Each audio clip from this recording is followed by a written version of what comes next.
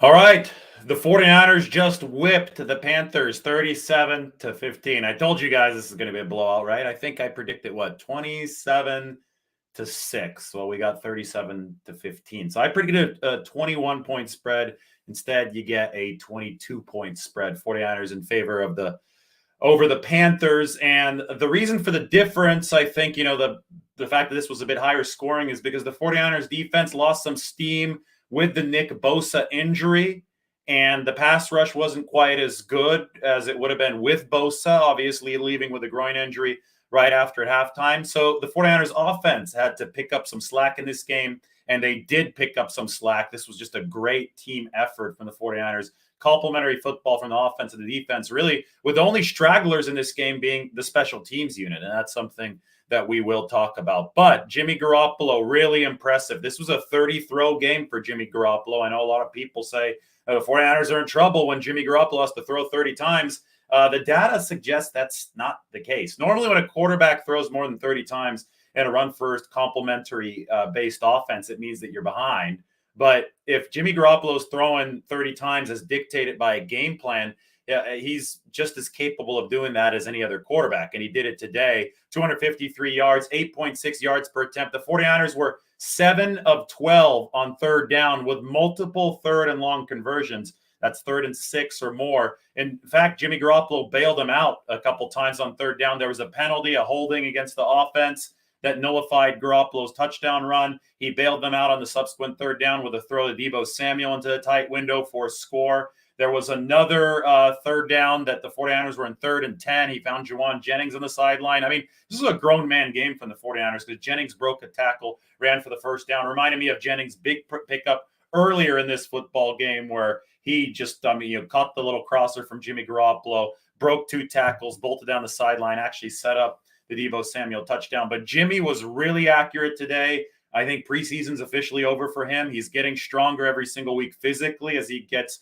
further from the shoulder surgery. And you have all these people freaking out after the Denver game without actually giving this whole process enough time to breathe, to develop. And there's no coincidence that Garoppolo's gotten more accurate week after week after week. And once we get the advanced metrics on this one, I'm sure that they'll be impressive from an accuracy standpoint because Jimmy wasn't as accurate as he'd normally been early in the season. But again, we expect that when a guy's coming off of shoulder surgery, doesn't have OTAs, doesn't have training camp. The accuracy figures were down. In the past, over a longer sample, Jimmy Garoppolo has consistently been a plus accuracy quarterback, right? He ranks in the top half of the league accuracy-wise. This year, that wasn't the case entering this game, but I think it's on its way to becoming the case after we saw what he did today. And the 49ers really needed it because Nick Bosa, Emmanuel Moseley, and Jimmy Ward injury updates are coming. The 49ers defense definitely took some big hits. Offense responded, but we have to see what that Nick Bosa groin injury is about.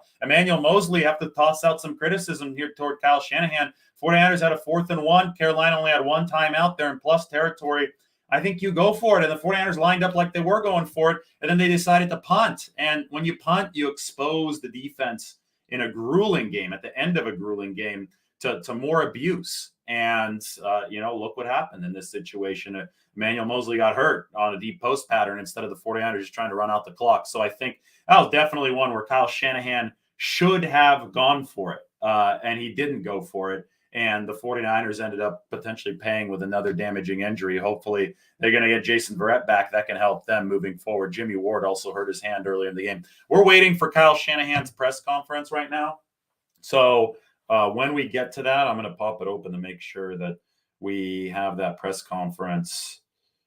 Let's see, close this window. We have that press conference on the docket, because with that presser, we will find out more about these 3 injuries: Bosa, Moseley, and Jimmy Ward, who didn't leave with a hamstring injury, left with the hand injury in this game. So we'll get ready for that 49ers presser, probably going to be starting about 8 minutes or so, maybe a little bit longer, but we'll talk all the way up until then. So another big thing for the 49ers pass game, 8 different targets for Jimmy Garoppolo. 7 different receivers caught the ball. 8 different receivers were targeted. Kyle Shanahan took advantage, and Jimmy Garoppolo, I mean, it's a partnership, right?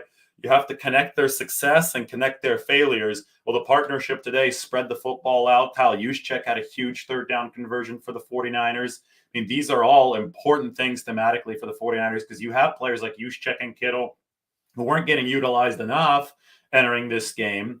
But naturally, the 49ers have gotten everybody integrated into the offense, and the offense is maturing now into what the 49ers will need if the defense is not going to be at full health strength moving forward. And another thing about the 49ers offense is that when they run the football, they're really hard to beat. Now, sometimes they need to pass so that they can run. That's been the case for 2 straight weeks, especially today. They came out passing to set up the run. Again, in the first half, Jimmy Garoppolo had 18 throwing attempts. That's a pace of 36 for the game. He finished the game. This was a 30-throw game, but Jeff Wilson finished with 120 yards and 7.1 per carry. Wilson, by the way, looking great. They got the touchdown there for Tevin Coleman at the end of this game. I think the 49ers really wanted to get Tevin Coleman that touch near the end zone once they did get the ball following the turnover on down so close to the end zone. And Coleman, welcome back to the football team, did get the score for the 49ers. But all that rushing success was set up by loosening the box early. The 49ers loosened the box by putting Jimmy Garoppolo in the shotgun. They opened this game with a pass. He opened the game hot, right? That first drive featured several nice throws. He made the Panthers pay for aggressive third down blitzes, which are part of Carolina's forte. Kyle Shanahan expected this. Garoppolo stood in there, took some hits, made them pay downfield with throws. That opened it up for a 49ers run game that in totality was at 29 carries, 153 yards. It's 5.3 per carry. But the best third down performance of the year helped glue it all together, 7 of 12, and that was mostly helmed by the pass game and Jimmy Garoppolo. You know, we can go back through some of the keys. Let Baker be Baker. Yes, the 49ers let Baker be Baker. He threw him one. Emmanuel Mosley, pick 6, end of the first half. That was huge for the 49ers, give them a little bit of a cushion that came in really handy once they started leaking oil with those injuries in the second half. Key 2, take advantage of Carolina's sketchy safety situation. No Jeremy Chin, no Xavier Woods ruled out before the game. 49ers absolutely took advantage of this sketchy situation. They burned Carolina on these third downs. Garoppolo targeted the middle of the field. Before J.C. Horn, their top corner, left with an injury, Garoppolo was targeting everybody but Deebo Samuel and completing passes, right? So he was throwing away. He was being careful of J.C. Horn, which was key number 4, throwing away from J.C. Horn, and he executed the game plan. Garoppolo did, I thought, really, really well. Block Brian Burns. This had some mixed results, but again, I said that Garoppolo and Shanahan could help Jalen Moore, the third-string tackle who was beaten on a big third down by Brian Burns. They could help him with the quick release game. They could help him by scheming around the best pass rusher for the Carolina Panthers, and they definitely did. I think Garoppolo was only sacked once or twice on this game. Let's see the final numbers. Two sacks for Carolina. 1 for Damian Wilson, the linebacker, and 1 for Brian Burns. So in all, that's a good game because the 49ers on their side of the ball, they had 6 sacks despite the pass rush not having as much steam as it usually does. Key number 4, I said be careful, J.C. Horn. We already talked about that. Key number 5, keep on stuffing the run. And, you know, the 49ers struggled here a little bit, but they ultimately, because of their offensive performance, got Carolina into a position where they couldn't run anymore. But remember when Christian McCaffrey scored that touchdown on the pitch right, Carolina actually was looking pretty good running the football. They finished, though, only 17 carries, 64 yards. That's 3.8 per carry. A little bit better than other teams have done against the 49ers. But again, because the offense for the 49ers did its job and built that lead, the stretch run of this game was Carolina having to throw.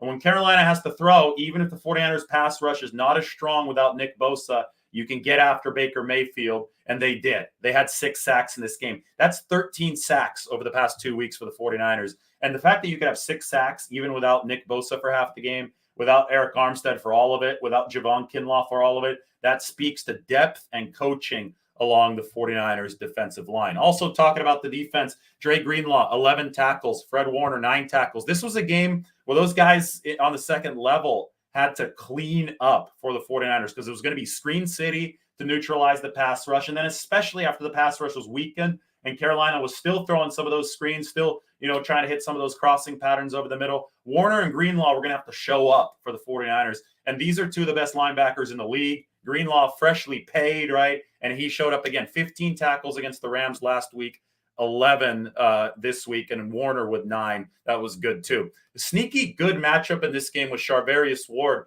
against Panthers receiver Robbie Anderson. Robbie beat him on that one deep pass earlier in the game, right? But Ward won all the other big battles in this one. Pass breakups, physical coverage, didn't get flagged. I think Charvarius Ward is a massive, massive addition to this 49ers defense. As we saw today, we saw the coverage driving the rush at times again today, which has been a theme for the 49ers. And Charvarius Ward, you have to tip your cap to him. He won a very, very big battle there against Robbie Anderson in this game. And then Mosley on the other side, obviously hurt at the end of this game, looked something lower body, right? We'll see exactly what the injury is when Kyle Shanahan here speaks in a few minutes. But the 49ers do have Jason Verrett in the bullpen in case Emmanuel Mosley does have to miss some time, which is their depth against speaking. Now we'll find out about Jimmy Ward, who left this game after just a couple snaps with a hand injury. But, I think that Jimmy is a player who the 49ers were also reintegrating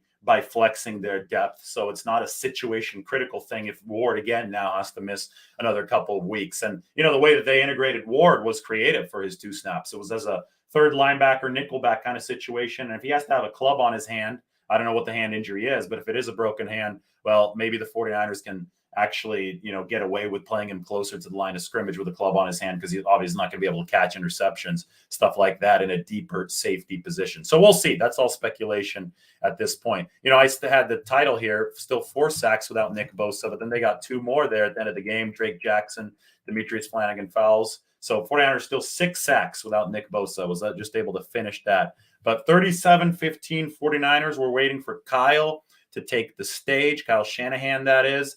I think the game, at halftime, I said it went exactly as predicted. At halftime, it was 17-3. That was the case. I think it went a bit off script with some of these injuries in the second half. But again, I predicted the 49ers to win this game by 21 points, 27-6. And they won this game by 22 points, 37-15, if my math is correct. So that's not a big stray from script. They were a lot better than the Panthers. They made it work, and they really made it work with a powerful offensive performance today. I mean, you look at this. This is vintage 49ers rushing attack, 120 yards, 7.1 per carry. The outside zone is hitting. I mean, the inside zone was hitting, right? But it's set up by the pass. They've been passing to set up the run for 2 weeks. And Jimmy Garoppolo has been eminently impressive for this team over the past 2 weeks. His accuracy is getting better the further he gets away from shoulder injury. Again, a 30-throw performance for Garoppolo today, 8.6 per attempt, didn't make mistakes. And he faced, some really, really exotic Carolina blitzes, and probably the most impressive throw of the day for sure, but of Jimmy Garoppolo's career, maybe, I don't know. It's got to be in the top 5, was when he just got drilled, right, on that 3rd and long early in the game. Got drilled by a free rusher, somehow got it off to Tevin Coleman for a 30-yard game. I mean, Jimmy was making those kind of plays throughout the course of this game, standing in there against exotic blitzes, recognizing those exotic blitzes, not just sitting there and taking sacks and then fitting the ball into tight windows downfield. And that was, something that helped conceal 49ers O-line issues. It helped neutralize Brian Burns, one of the game's better pass rushers, and it helped set up the rushing attack. 120 yards, 7.1 per carry. Now, I will tell you, the final 49ers, 61 plays, 6.5 per play. That's solid. That's good. That's efficient. Panthers, 4.7 per play. So Carolina definitely got a little bit more offensively than other teams have against the 49ers. They'd come in allowing only 3.8 per play, but I think that speaks to this. That speaks to some of these injuries. And, at some point, the defense is going to leak a little bit more oil. Still an impressive performance, though, from the 49ers on that side of the ball. They only give up 15 points. It's going to increase their season allowance, right? But 15, I mean, you're going to win Super Bowls if your defense is giving up only 15 points per game. I think the 49ers are very, very happy about that. Taking a look at some other stats from this one, I talked about the tackles, 11 for Greenlaw, 9 for Warner, 8 for Lenore. Lenore, I thought, got beaten a couple times. I thought that Mayfield found that as one of his matchups to pick on. It's absolutely going to have to be something the 49ers watch moving forward. And that's why I say, hey, if this is contingent on Emmanuel Mosley's health now, but if Mosley stays healthy, then and we'll see with the lower body injury that we saw, but and Verrett comes back, then maybe that's your nickel solution, right? Maybe you kick Mosley inside, let Verrett play on the outside. Maybe you mix and match things with the cornerbacks, but you got 3 really, really good top end corners in Mosley, Charvarius Ward, and potentially Jason Verrett coming back. So I thought that Mayfield did pick a little bit on Deommodore Lenoir today, and that obviously is a little bit more of an iffy position. Samuel Womack was the initial starter there, and then the 49ers moved to Lenoir the last couple weeks, and we'll see how that continues moving forward. All right, guys, 37-15. Kyle's talking now, so everybody take care. Like the video, sub to the channel.